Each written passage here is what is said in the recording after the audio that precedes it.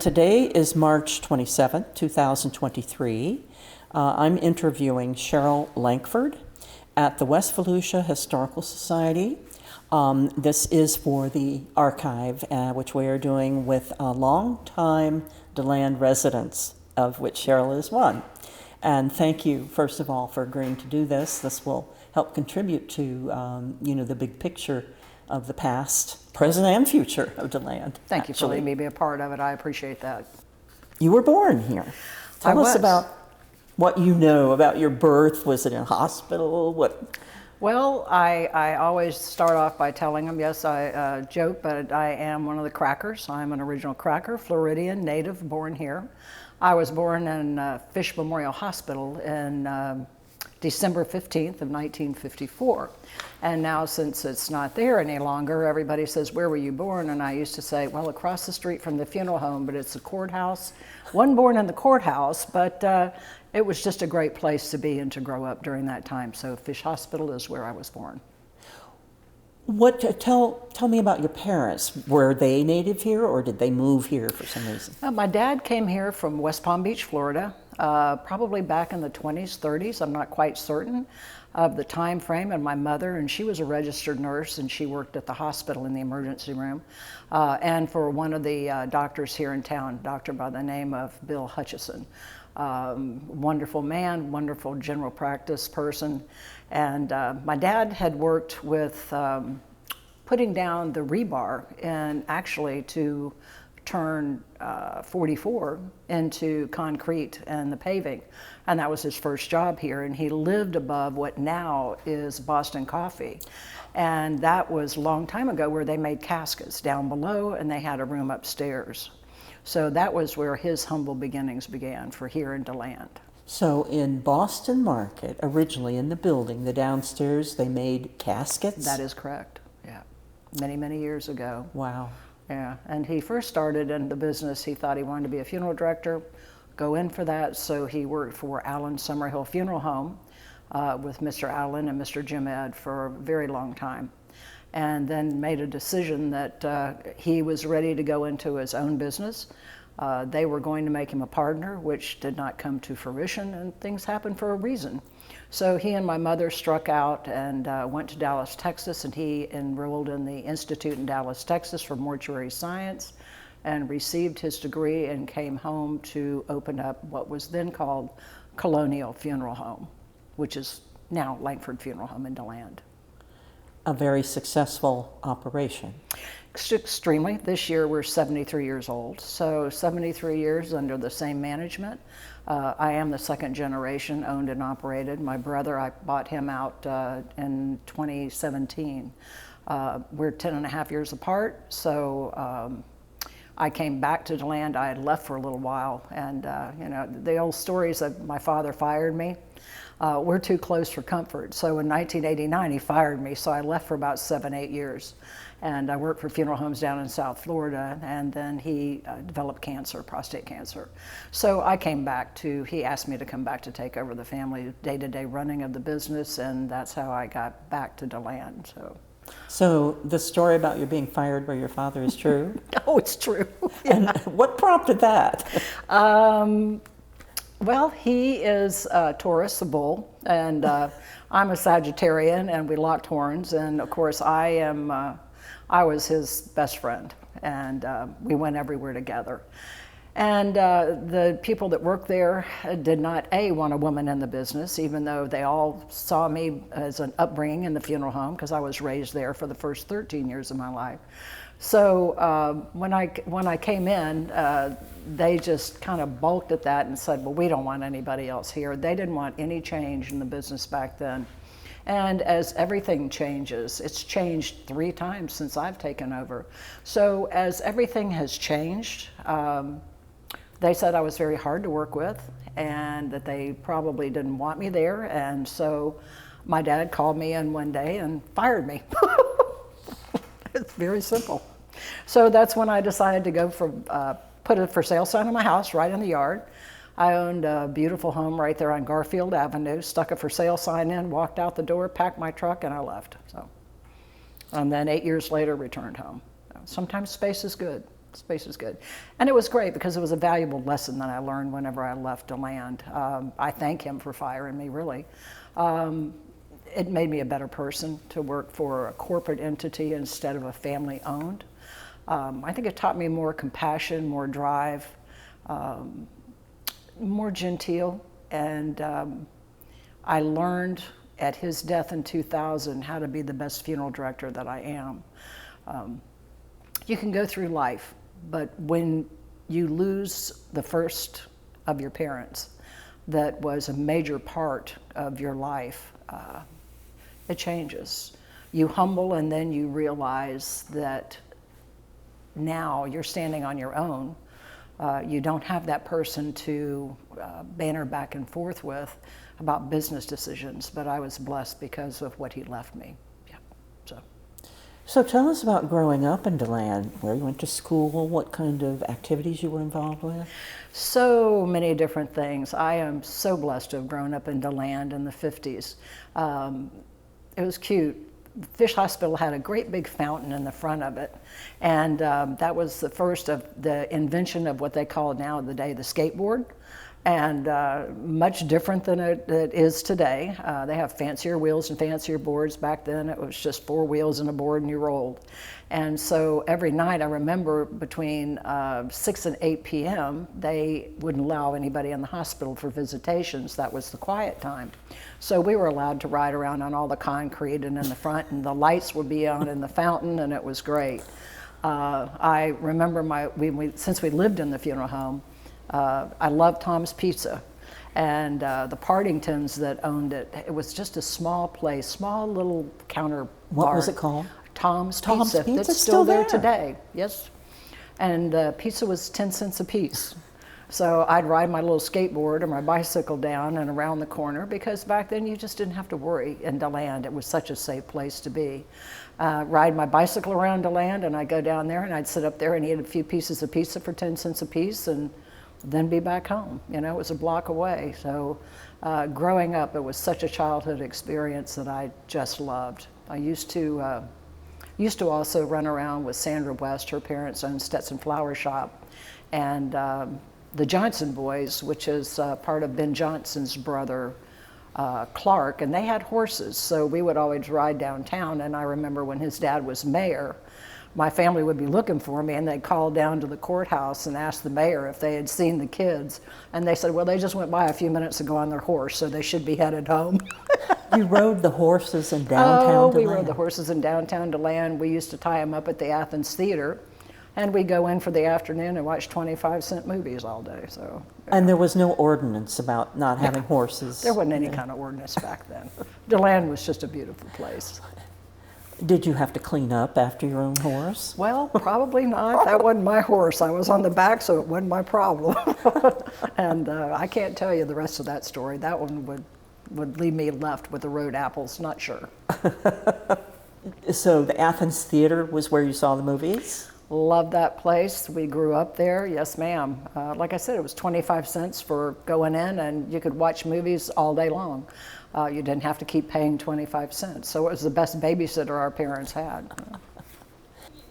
Were there any kind of organized activities like through school, sports, Girl Scouts, whatever that you were involved with? There were. You asked me about the schools that I went to. I went to Dempsey Brewster on Wisconsin Avenue here in DeLand, and went through 1 through 6 there.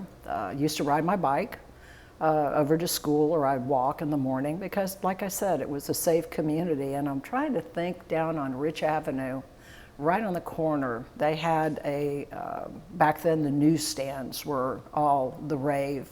And we would go in and we would buy gum to take to school, which we weren't supposed to have.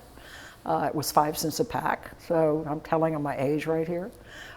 So we would go in and buy gum and ride up to Dempsey Brewster, and we'd play there, and then the junior high school was right behind it before it burned down. So we went from one yard right over to the other. My later life took me to DeLand High School, where I graduated in 1973. And then after graduation, I kind of stayed around DeLand until about 1976, and that's when my life really changed, is in 1976. Is that when you got fired? No, that was 89. In 76, what was the big change? My grandmother and grandfather were of Hungarian descent and always spoke very broken English, and they came over to this country during the recession, and they met up in Ohio and got married after they came over through Ellis Island. And they were always the ones that took care of my brother when he was younger, and myself. Like I said, we're 10 and a half years apart. And so I always loved my grandmother and grandfather. They had a 10-acre lake and beautiful gardens and groves, so I'd always be out there playing and everything. And that was here? That was here. It was in a place called Lake Helen, which is about 7 miles east of here.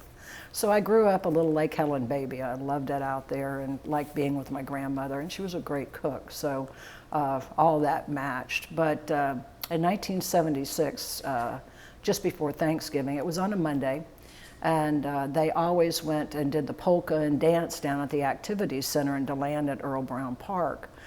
And that day they were supposed to come by. It was, like I said, the Monday before Thanksgiving. And I was at the funeral home working and doing some things, and my brother answered the phone. And we found out that they were in a terrible accident, car accident. And that's why they had the light then at Orange Camp Road, because it was 2-lane, and they were turning to go back down Orange Camp to Lake Helen. Decided not to come see us that day for some reason. They always did, but did not. And my grandmother was killed, and that afternoon she passed away. And then my grandfather, he died on Thanksgiving Day. So they were the big impact in my life, because my grandmother always shook her little Hungarian finger at me and said, "You need to follow your father, not your mother." My mother was the nurse, and my father was the funeral director. So. And that's when my life changed. I went to school, 2 years of college for mortuary science, and I finished it in 18 months because I didn't like Miami, and I got out of it and came home. So your grandmother had an influence in your choice of profession? Very much so, very influential. I wonder what she saw that made her think that you would be more suited to go one direction rather than the nursing direction. I've always been a compassionate child. Always then. I always shared, I always gave, I always tried to help others and put other people first. And I think that she saw that part in me, and the fact that I could talk a lot, which was like my father. My mother was a very quiet person, so I would say she's the wind beneath the wings, and my dad was the one that got out there, and he was the feet on the ground. Mm-hmm. So she saw that in me, which I'm blessed. Today, I'm blessed and glad she did. So, in the early stages then, you worked with your father in the business. Yes, I did. And so you were kind of an apprentice, or had you picked up a lot from childhood? Yeah, I had started with an apprenticeship right after high school, about 1974. I left and went to, got into Armstrong State College up in Savannah, Georgia. And I kind of flunked out. I wasn't ready to go to school, but they were ready for me to go. And so I always tell anybody with children, don't push the kids. You know, they'll make it on their own, and they'll go when they're ready, because you know, the amount of money my dad said he spent up there, he could have sent me to Europe on a vacation. So I came back home, and right after that is when the accident happened with my grandparents. That changed, and so that was in November, and December I left for school. Yeah, I was out. So were there any events that occurred in DeLand, like hurricanes or fires or anything that you remember that stood out in your youth? Absolutely, there was 2 of them, and I cannot recall because I was very young. The funeral home, as I said, was called the Colonial Funeral Home. And my parents purchased that in 1950, and back then it was Dr. Davis it was his mansion, and you can read about him in one of your books from Volusia County. And he birthed, I guess, many babies there, and it was a 1800s home. And so he purchased it, and at that time, to own a funeral home, you had to buy a license from another funeral home that went out of business. So the state board is not like it was today. And then he had to have another gentleman come in and run it until he was ready and got licensed. So that's where they decided to go. And at the corner of Amelia and New York, the train station used to come through there, the railroad station. I used to deliver to it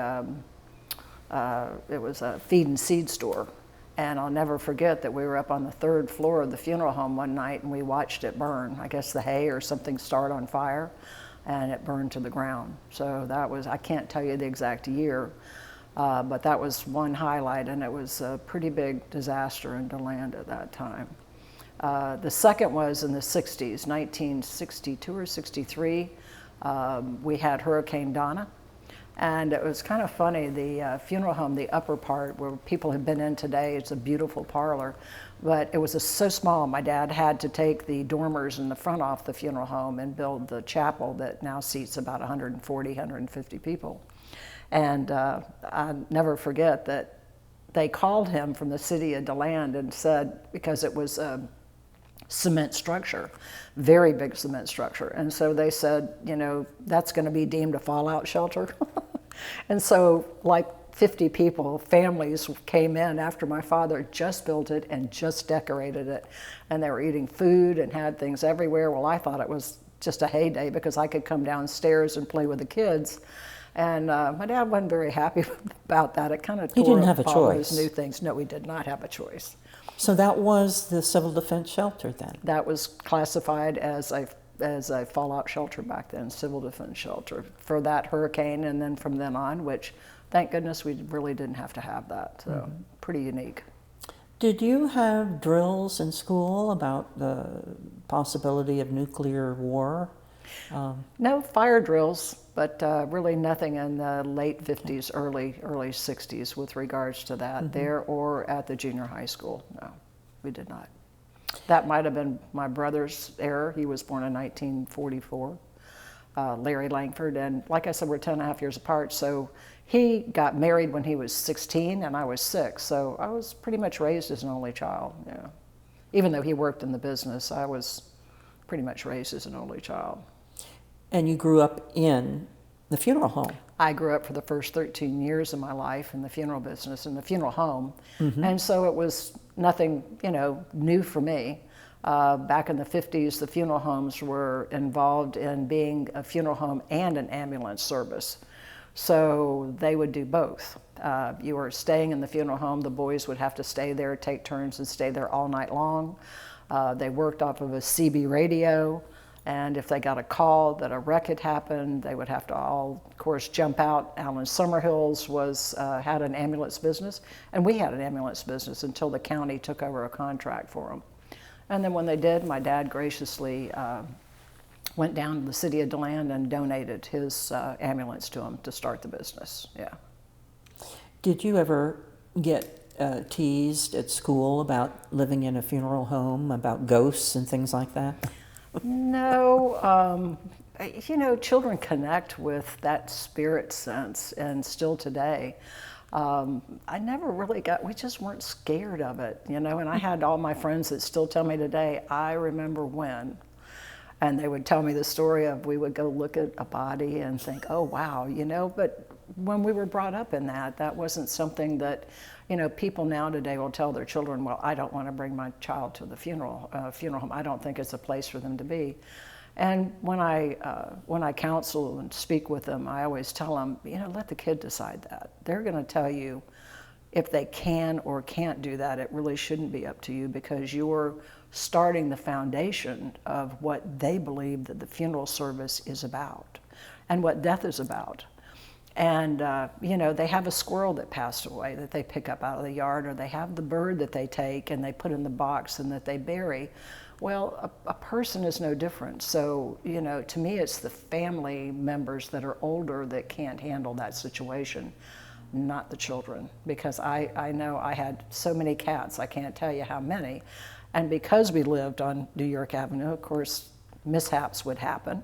And my father would be very blatantly and out front, and the cat got hit last night. He was out and running across the road, and something happened and we needed to take care of it. And so we'd build a little box, go out and we'd take care of the cat.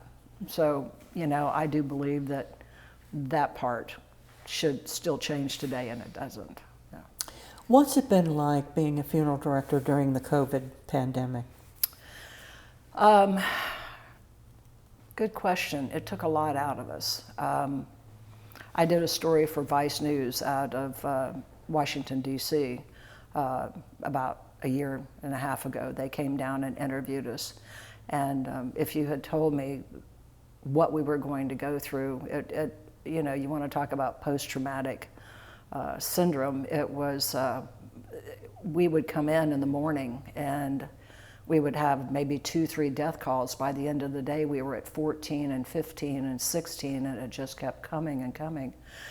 And we ended up having to work with Armelina Trucking and bring in 2 52-foot refrigerated trucks to take care of the dead. Very, very hard situation. A lot of it was husband and wife. Some were children. Most were people that already had either some kind of a lung issue or just not in good health. We had to decide how, and we were going to get them up in the trailer, what we were going to do. And I was fortunate enough back in the early 90s to see the gentleman, his name was, I think his last name was Blakesley. I want to say it's Ray Blakesley. He was in charge of the Oklahoma City bombing. And he spoke to the funeral directors conference that I was at. And he just really touched me by how he went through and he had to go through the identification process, whether it was a hand, a foot, a body, a loved one. So they were not only dealing much like we were with COVID, but trying to be able to have the families have a connection, but keep them safe at the same time. And we had to do that the same. I had a carpenter come in and build 3 levels of shelving so we could identify each body with a name, with a shelving, and tag everybody. So when we had one come out to go for cremation or burial, then we could erase the whiteboard and erase the same name up in our office and continue. So over that time period that year, I think we handled 750 calls, which was unusual. Was this not at 20? Yeah, This was 2021. 2020? Yeah, 2021. 2021. Yeah. And if you'd ever told me I'd have been there, you know, and we worked with the governor. I do a lot of grassroots lobbying up in Tallahassee, and we were working with the governor for us to be known as a first responder, because we weren't. And we wanted the same treatment, because I said, you know, what you don't understand is we're the first ones in the home or the second ones in the hospital with everybody. And so it just became, unfortunately, a one-in, one-out situation to where we couldn't counsel the body or counsel the families. We couldn't help them through a situation. It was in, get the paperwork done, get out, because they didn't want to be there. And it also brought us about to be able to use the electronics today with computer, so they didn't have to come in the funeral home. So that was a huge change back then. And part of your job, presumably, is a real sort of hands-on comforting, which, because of the fear of contagion, you couldn't do. That's correct. Yep, there was no hands-on hardly. We saw them down in our chapel. We would put a table up 6-8 feet apart. We'd visit with them there. If they weren't comfortable, then we would put a table outside the funeral home. Most of the work, though, we had done was over the phone, and the use of the internet to get the papers done and signed through there, through a DocuSign situation. So a lot of people didn't get the closure they needed. No, none. And you know, the one question people ask me all the time is, what do you think has changed from doing burials to cremation? And it's not about the money, but if you look at our society today, everything is very quickly done. Get it done, get it over with, and let's move on. Not for everybody, but the price does not have that anything really to do with it as much as expedience of getting back to their routine. I think that that's the hardest thing for a family, because the hardest families that we deal with after are the ones that had no closure. You know, you need to have a hug, you need to have a time for people to come in and say that they're sorry about the loss, and to give a hug and to say, I'm there for you, and then you continue on. And that's where we kind of lost a lot with families. And I think that's why a lot of them are going through what they go through today. You know, they didn't have that. Unfortunately, you weren't able to be in the hospital with those people. And we tried to argue with the governor at that time that, you know, that's the last thing you can do. And people were dying alone, and no one should die alone. Because if I had my choice, I would have been there. I don't care if I got sick and I died, but I wasn't going to let my family die alone. So we tried to fight that quite a bit during the COVID, and I think that was hard for all the funeral industry. Very much of a struggle for us. You had to protect your employees too. We had to protect our employees, which we did. You know, we bought all of the equipment to be able to sanitize our building every single day. We wore gloves, we wore masks, and we finally just said, forget it. If you all want to come in, just so you know, this is what's going to take place and how we're going to operate and do. And that's when, because they were just saying, we have to have people here. We have to have closure.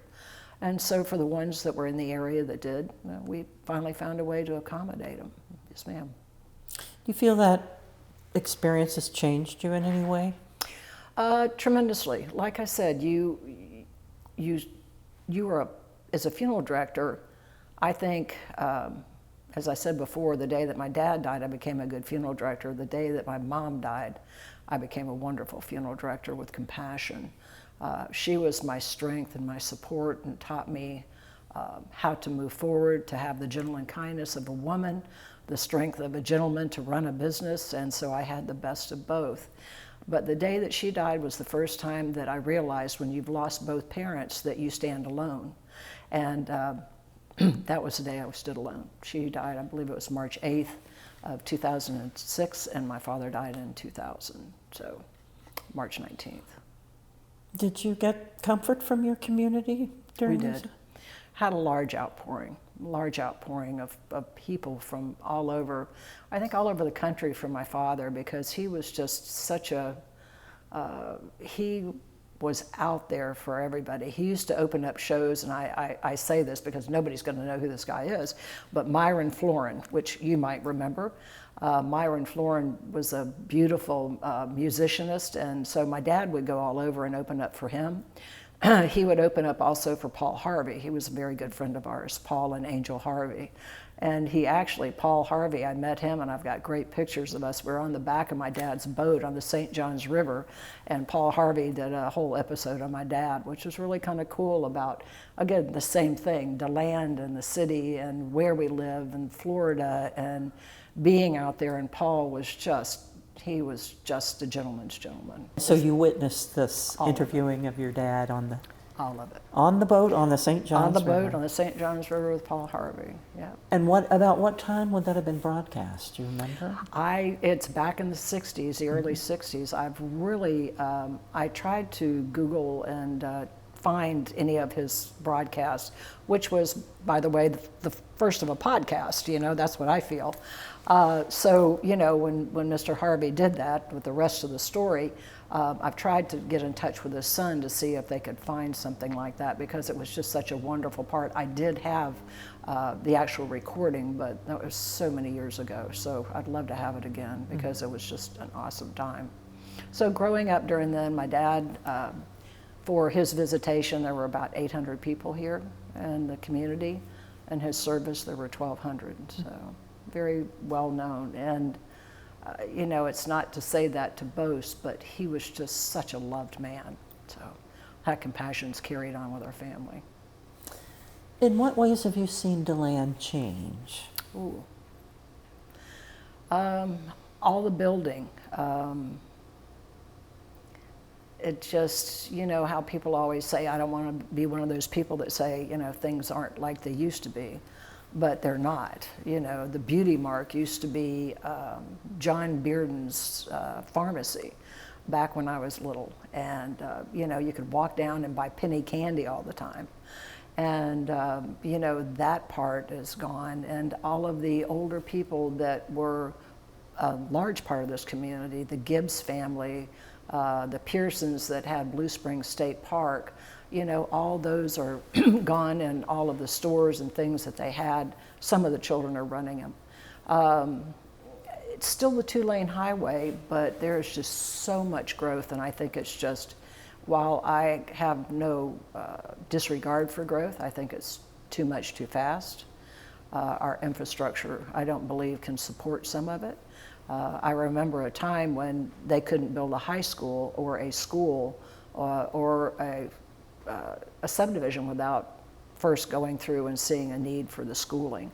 And so the schools have gotten out of control. When I graduated, we were a class of 800, and we thought that was a lot.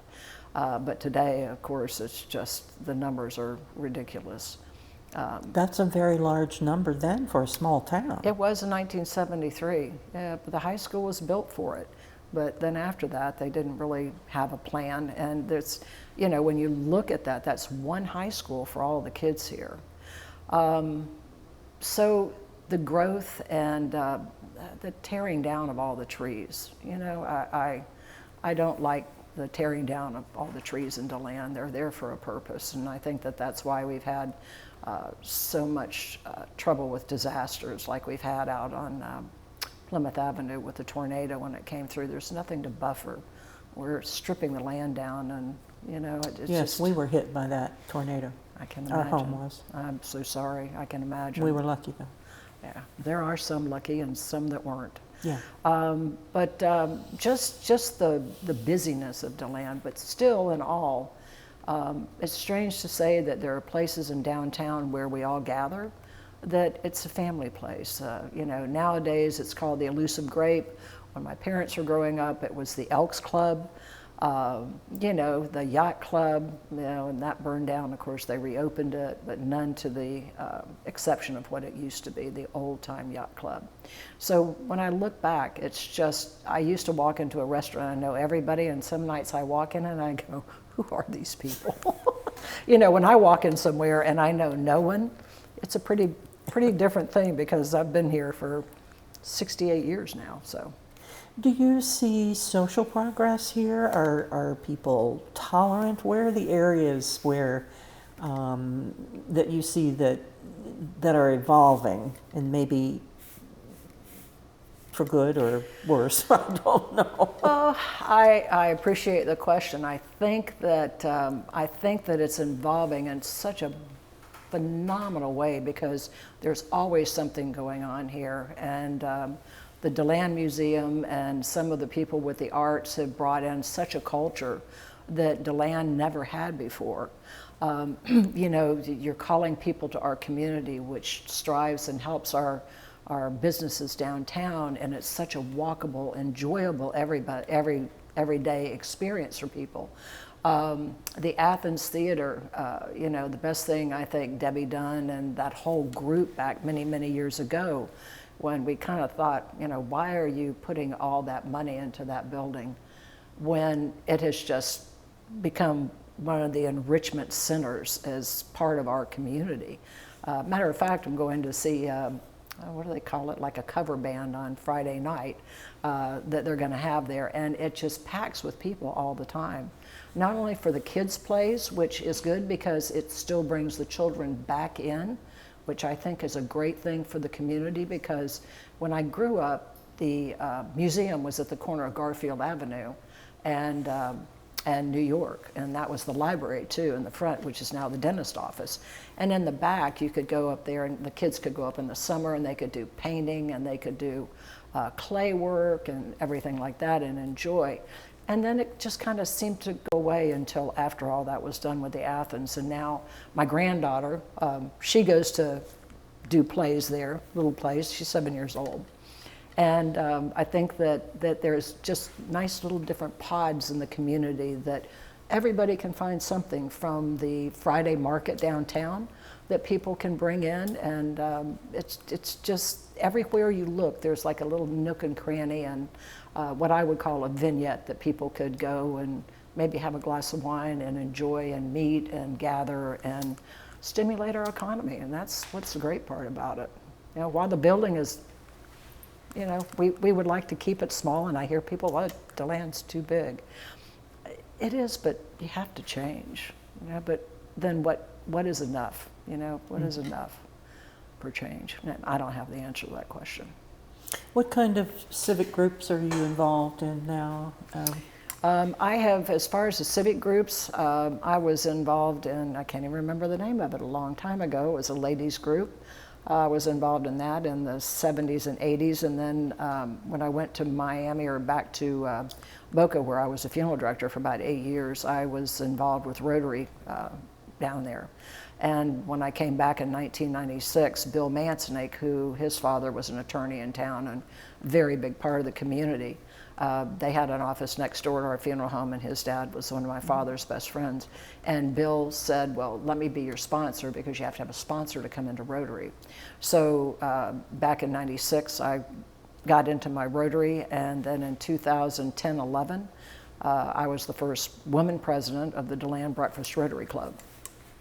So I've kind of backed out of all the other boards that I've sat on. As I've gotten a little bit older, not retiring yet. My stepson will be, I call him my son because he's just wonderful. I've raised him from 5 and 8 for both of them. And he is getting his license as a funeral director, so he and his wife and family will one day be taking my spot. Not right now, but I've backed up a little bit about going into the funeral home, a little bit, so I can play golf, but because that's my love. So when I do that, it makes it great. So. Do you want to talk about your personal life and your family? Oh, absolutely, I have no problem with that. I came up through a time when a lot of things were changing in the country, and back in 1972, 73, I had always realized that I was a different individual. I think one of the things that has become a wonderful part of the forefront of DeLand and the acceptance of anybody is the LGBTQ community, which I've always been kind of a very big part of. I realized that growing up I dated a lot, and it just wasn't right. And people start talking about people being gay and terminology, and you shouldn't be this and you shouldn't be that. And why I'm kind of against the governor on these things is this is not a choice. This is not something that you're going to pick and go wake up one day and say, hey, I think I want to be gay. You have no choice to be black, you have no choice to be Asian, you have no choice to be Chinese, and you have no choice to be gay, and people want to push that, but you don't. It's just different. So I grew up most of my life, well, all my life as a tomboy. I'll never forget they had the Naval Academy out off of 92, and my mother made me wear this god-awful gown one night and put my hair up, which was just, and this guy, he wasn't happy about taking me, and I wasn't happy about going. It just was not a match. It was kind of like two guys going out together. I'm a very strong-willed person, but back then you just didn't talk about it. And we kind of all paved the way, I think, for the gay community to come in. I've got a lovely wife I've had for 26 years. We've raised a beautiful family and together, and like I said, our one son is out in Oregon with a brand new grandbaby. And when you go through this, everybody says, oh, well, I don't want my kids, or these gay people shouldn't have children. Well, Who is saying that? Well, people that don't like gay people. And, my children are great. My children are married to beautiful women. And they were raised by two very strong women, two strong, independent women. And we always made sure that they had that male bonding and connection to do whatever they wanted to do. And what we told them is, I don't care who you marry. I don't care if it's a man, I don't care if it's an African American, I don't care if it's Asian. As long as you're happy and you're being treated well, then that should be it. You fall in love with a person, you don't fall in love with a sex. So I fell in love with a person. And my first time was being with someone was in 1972, 73. And from there, it was like I found what I needed to do in my life and be. It wasn't a good time with our parents. You know, my parents always said, well, if you're sick, meaning back then, you're sick if you're gay or queer or whatever you were called. And so we had to fight that and just say, you know, look, no. Were you out in high school? I don't know if you're ever really out until you be, not like the kids today. Let me back that up. Was I out in high school? I was the outcast in high school with some of my friends that were a long time. And of course, we're great friends today because you grow up to say, I don't care what you do now. You know, I'm over that 10-year I have to prove I'm really cool and I married this cool person and I've got this job and everything. To get that stigma down that you are a person and my private life should not affect anyone, and nor has it. But like I said, you fall in love with that person. It doesn't mean they're gay. You know, my wife, we married in 2014 in Hawaii. Chose not to marry here in Volusia County just because of all the stuff with the government, but we married in Hawaii. And came back home, and we've taken over the funeral home after 2017 when I bought my brother out. And we all raise it today with my older son being able to, working to run it. So he'll have his license in October, and we'll be moving through his apprenticeship and doing that. But it was a very tough time. And we all played, of course, baseball or softball back then, so we traveled on teams, and there became a hub of women that you found that compassion with, and that you could talk about being gay because you couldn't talk about it in anywhere else. It was just a difficult time with friends.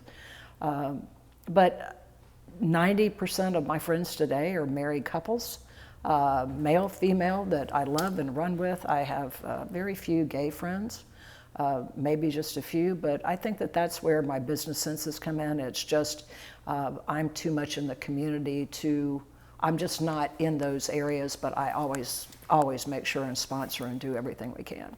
But that's my private life, and I talk about it. I don't have a problem talking about it. I am glad I'm the person I am today, and I recognize that early on. Some of the kids have been driven to suicide from that, from pressure of their family or peer pressure, that I would always love to welcome the chance to talk to. Do you think the fact that you were a DeLand child, well-known, your family well-known, that you were established, in some way helped people reconcile eventually? Yeah, to help reconcile, I do believe. I just never look back. I'm a strong person, and although compassionate, I'm very strong in what I do and what I believe in. And I've never turned anybody away for any reason. I don't make a judgment. That's not for me to call. So that strength has brought me to be the person I am today and not look at people in that manner. You never judge, and you never know what's going on. I just wish that they had a program in school that they keep trying to take everything out that would educate children. Because like I said, from really almost 2 years old, I just always remember just being more enamored with a woman than I was with a man. I just always drifted to the compassion side, not the controlling side. And back then, that was how marriage was more of a controlling with the man back in the 50s and the 60s. And you know, my wife stays home, my wife takes care of the kids, my wife's not gonna work. And it's like, no, not for me, not for me. So I would love the opportunity, and I do speak with families. They'll come in sometimes, not that a death has occurred, but people will call and say, you know, how do I deal with my daughter coming to me and telling me she's gay? I said, leave her alone. Simple, leave them alone. Support them, be there for them. They're either gonna grow out of it or they're gonna grow into it, and all you do is the same thing that I've done with my children, is say, whoever and whatever you fall in love with, as long as you're in a very viable relationship that keeps both of you going together, then you're in a good relationship. And that goes with marriage as well. I don't hate men. I have nothing against men. Love men. Got many friends that are men. Have nothing involved in that. It's just, it's a difference. And like I said, I didn't pick to be here. I didn't pick that. I didn't pick that like an occupation. It was just born there. The DeLand Pride organization seems to be having some success. I noticed a lot of decals in business windows that support them. How do you see their functionality? You know, there was a time, Kathy, when everybody would go, oh my gosh, you know, they've got that sticker on the door. Well, that sticker's on my door. And it's because everybody, every business here is a community business. And I think when you start, gay people's money is just as good as straight people's money. And, you know, if you don't welcome people in, then, you know, you're judging, you're sending the wrong impression. To find that today we have an actual LGBTQ office in downtown DeLand, without a bombing or anything else, they worked well in the community and done. I think the things that they sponsor and that they bring to the community open the eyes. Some people don't know what drag queens are, or what they do. And some drag queens aren't gay. They just like dressing up like any comedian would on television. And they do a show. And so a drag show is one of the most hilarious things that you can ever go to. Hamburger Mary's in Orlando, for one instance. They used to have a place in Daytona. But they just pick on everybody. They're equal opportunity offenders, and they do a great show. And to see that happen at Cafe Da Vinci in downtown DeLand, if you'd ever told me that that would happen, I'd have told you you were absolutely crazy and out of your mind. Well, it was a big success, I understand. So it's a extreme success for DeLand to be able to embrace all of that part of the community. And I think every part needs to, whether it's Spring Hill, whatever it is, we all need to embrace everything to be a unified community. One of the, I don't know if this has any relationship at all, but this dog parade, I've never seen anything like it anywhere. And we're relatively new here, and everybody kept telling, we came at the beginning of the pandemic, and there wasn't one, you know. Oh, wait till they do the dog parade. You have to go to the dog parade. And I thought, all right, a dog parade, okay, I'll go, it'll be cute. But there is a spirit, gone twice now, of wackiness and of anything goes that's right out there on the street. And I'm just wondering, how long has this dog parade business been going on? And I know that DeLand loves to have parades. Well, funny you should say that, because I always joke and tell the people when they say, you know, DeLand is such a really cool community.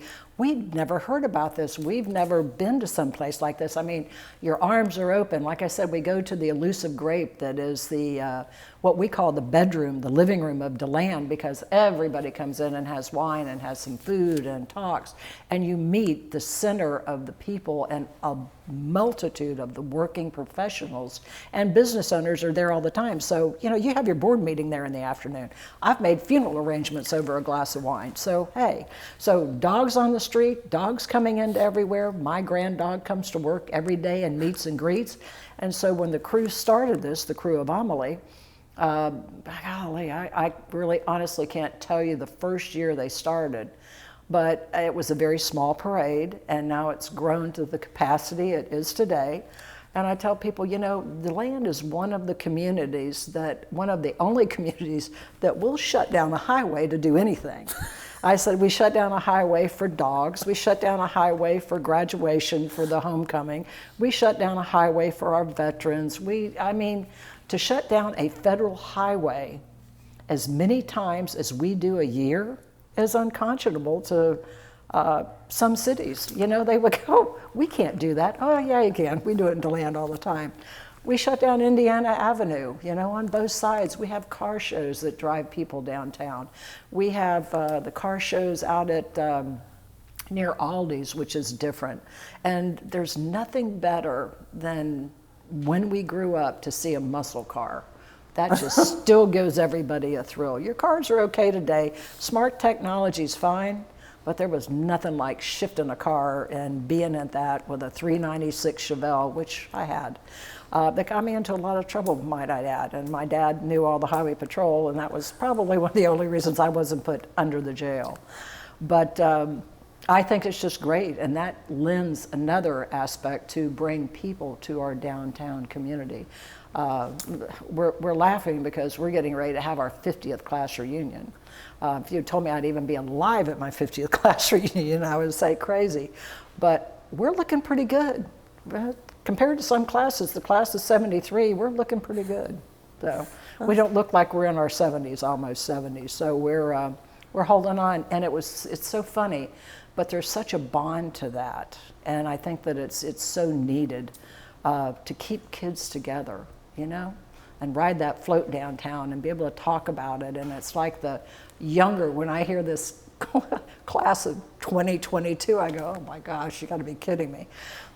But they're ready to put the float together and ride downtown, just because it's just that going through town and hearing them call your name when you're riding on that float makes you feel like the best person in the world. Well, that's tradition too. Such a great tradition and honor, which we have. I share a story. It was so funny. When I grew up and I had my brother's, I bought his 396 Chevelle, which he really hated to sell. It was a 4 on the floor, and it could just outrun anything. I'll never forget one night I was coming home from Daytona, and I was late. And Highway 92 was a 2-lane road, and Kepler was barely known there, so you kind of came around the lake on 44. And I think I must have been clocked coming around the corner just past Kepler, doing about 100 miles an hour to get home one night. And Highway Patrol called my dad, and they said to him, Clyde, your daughter was going too fast last night. We clocked her about 100 miles an hour, and it was just coming through town in that car. And he said, well, why didn't you chase her? We don't have anything that can catch her.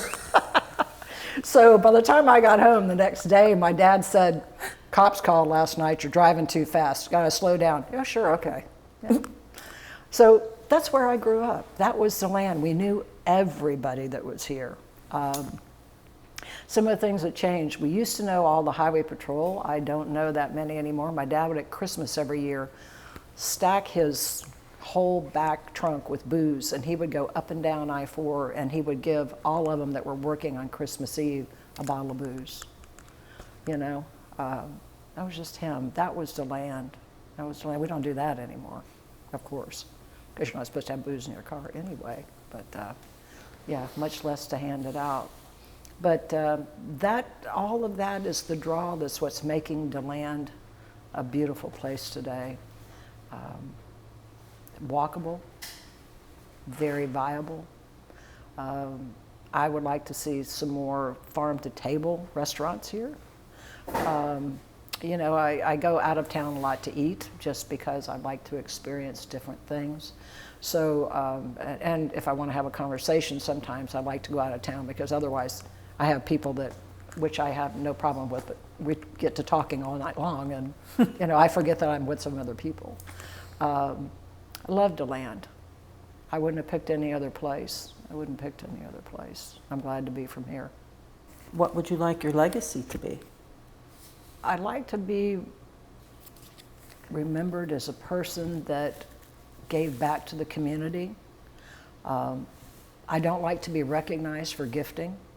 I do what I do without recognition. I don't like recognition because that's not what gifting is about. My business supports us, and I feel you to give back to the community. And as my legacy, I'd like to see my family pay that forward,